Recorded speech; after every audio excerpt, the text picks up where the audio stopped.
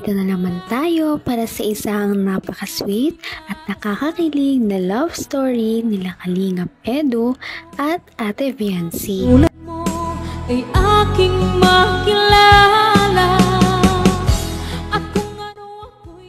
Para sa pagpapatuloy ng ating love story ay talagang kinakiligan na naman ng lahat ang bagong video ng EDSI Love Team dahil sa mga kilig moments na nangyari dito. Ang kanilang pinuntahan ay simple lamang dahil ito nga ang bahay na ipinapagawa ng Kalingap Team at ng kanyang mga sponsors para kay Ate Viancy at sa kanyang pamilya. Pagpunta niya doon ay nagbigay pa siya ng napakaraming pagkain para sa mga karpintero at maliban doon ay nag-usap pa sila ni Kalingap Edu. Marami silang mga napag-usapan tungkol sa kanilang love team at ito na nga ang mga nangyari at mga pinag-usapan nila noong araw na yon.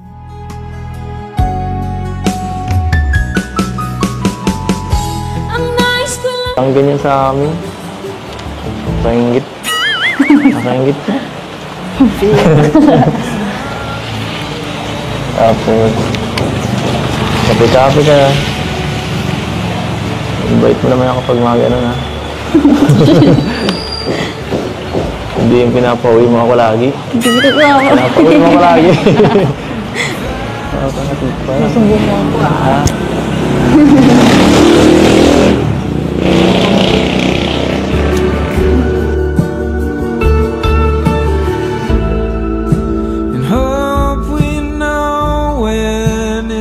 Hindi ko pa talaga akalain na magkakawato ng ganito kalaking bahay. Huh? Kaya nga eh. Alam ko lang po talaga yun. Yung kumbaga mga pabahay lang talaga ni Kuya Rab. Ganun na lang po yung gusto ko. Oo. Simple. Simpleng bahay lang. Kaya nito.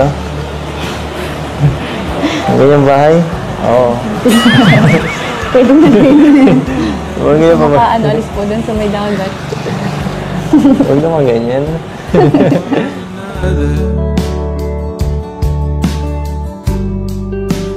Just another project. Grabing ng ano, ang bilis. Isang taon lang may bahay ka na. Pinagkikirapan to ng iba, tapos instant.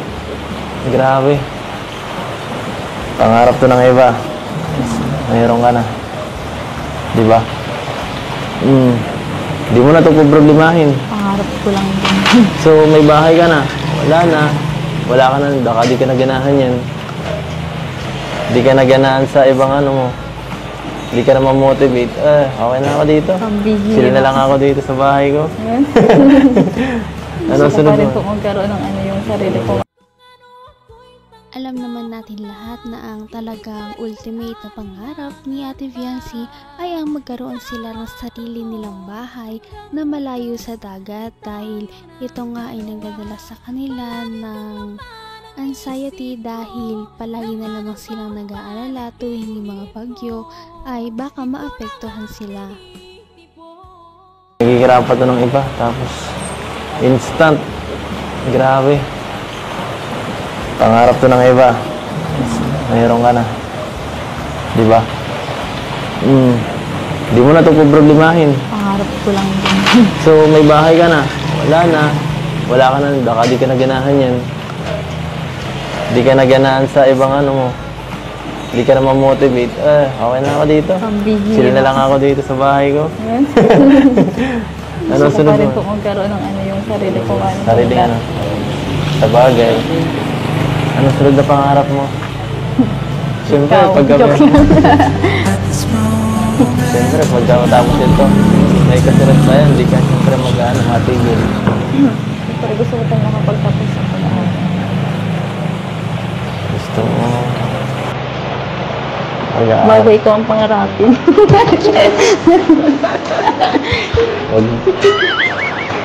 Wag mo. Tamilig. Nagluloko mo ako eh.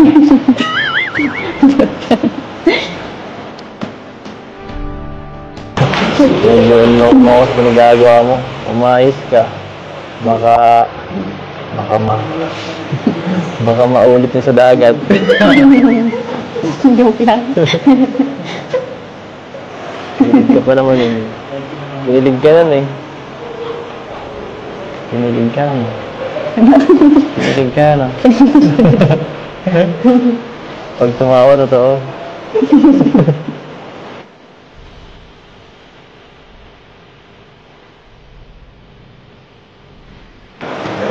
Anong naramdaman mo nun? Siyempre, Kung ano ka? Kung nabiyahan ka ng halik. Satan. Bahala ka dyan. Nalalapit na ang pagtatapos ng pagpapagawa ng bahay kila Ate Fiancé. Ngunit dito na rin ba magtatapos ang kanilang love team kapag nagawa na ang bahay nila Ate Fiancé?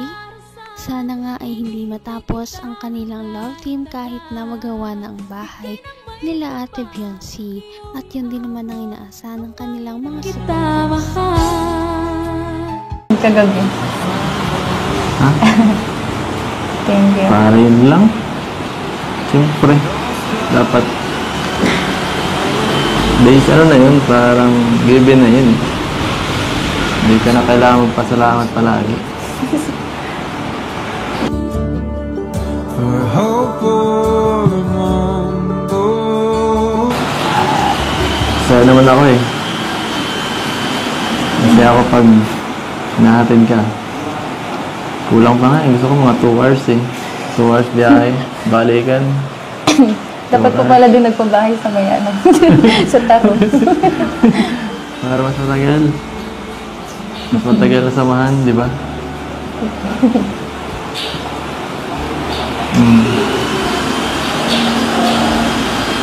Hambang buhay na akong driver na yun. Gusto ko rin. Sabi mo, boss ako. Pero ikaw naman nasusunod eh.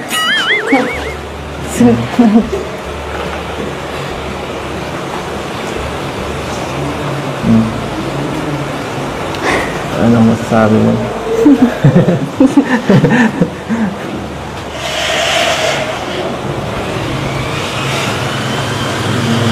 Ay. Ganda naman dito sa kwarto niyo, no? Nakaka-relax dito.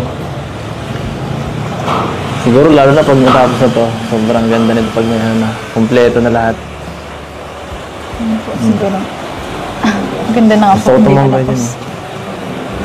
Gusto ko tumambay dyan. Ang ganda. Huwag ka lang tatalon dyan, mataas yan. Hindi mo na kumatalon. Mataas yan. Oh. Ay. Saan ka ba ka nakatig? Napakabait talaga ni Ate Fiancé dahil kahit gaano na karami ang nangyayaring maganda sa kanyang buhay ay hindi niya nakakalimutan na magpasalamat sa mga taong responsable sa mga natatamo niya sa kanyang buhay. Kaya naman pinasalamatan niya si Kalingap Edu sa mga dinulot nitong maganda sa kanyang buhay. Abot kamay na kita. Hindi yung pinapauwi mo ako lagi. Hindi ko ako. Pinapauwi mo ako lagi. Nakakatid pa. Nasumbong mo ako. Ha?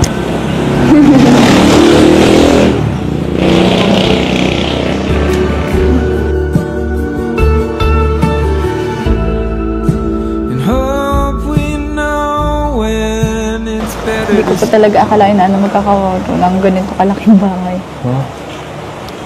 Kaya nga eh. Ang alam ko lang po talaga yun. Yung kumbaga mga pabahay lang talaga ni Kuya Rab. Ganun na lang po Simple lang. yung gusto ko. Oo. Simple. Simpleng bahay lang. Kagaya nito. Ang ganyang bahay? Oo. Pwede na rin. Huwag ganyan pa ba? Maka ano, alis po dun sa may dagat. Huwag naman ganyan.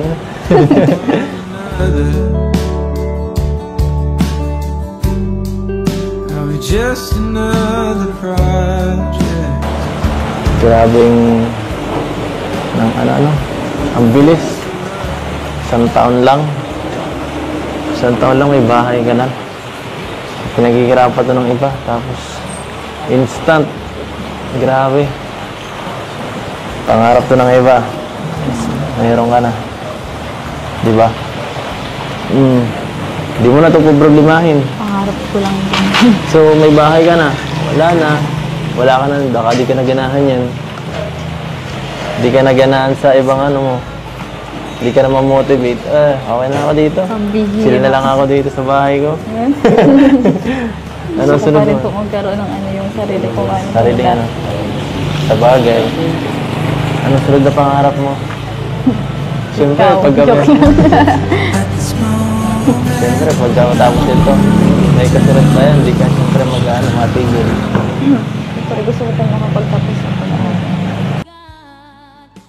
Sana nga ay magawa na ang bahay nila Ate Biancy para hindi na talaga sila mag-alala kapag darating yung mga araw na katulad niyan ay bumabagyo.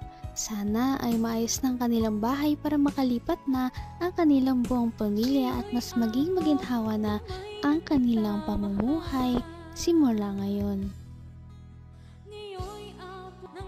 Napaka-sweet talaga nila at napakabait ng tambalang ito kaya maraming sumusuporta. Kaya naman, sana ipatuloy natin silang suportahan at mahalin si Biancy, si Kalingap Edu at ang Kalingap team. Yan lamang at maraming salamat sa panonood. Abangan natin kung magkakatuluyan ba talaga si Kalingap Edu at Biancy. Hanggang sa muli. Bye! Ngayon'y abot